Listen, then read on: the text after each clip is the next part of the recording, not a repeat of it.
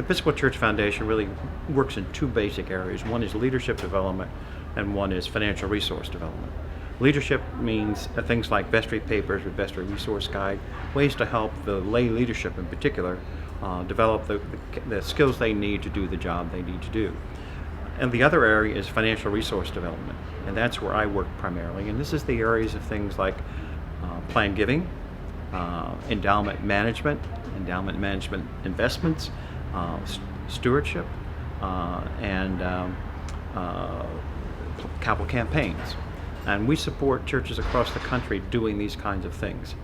One of the things that I do, and I'm very proud of, is I travel around the country helping churches start endowments or refine an endowment.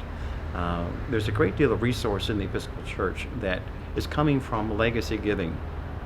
And if the Episcopal Church or your church doesn't have an endowment structure in place, the chances of you're getting a legacy gift are pretty slim.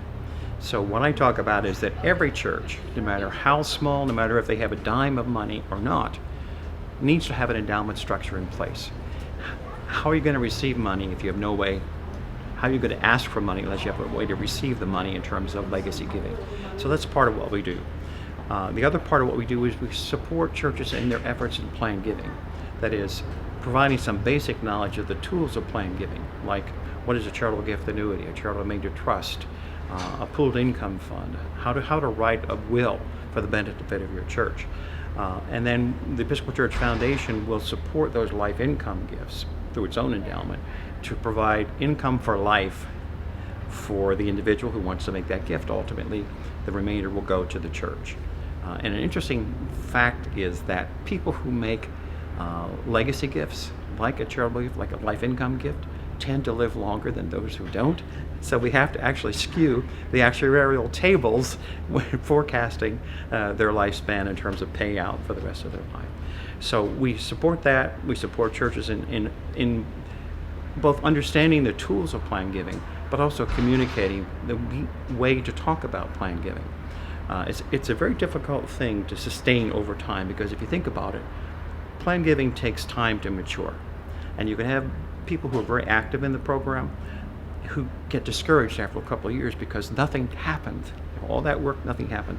But what we encourage churches to do is develop a legacy society, which will both recognize and honor those who made that level of commitment, but also to support the people who are working that program to know, well, at least at the end of the year, 5 more people signed up to be part of the Legacy Society. There's some measure of progress.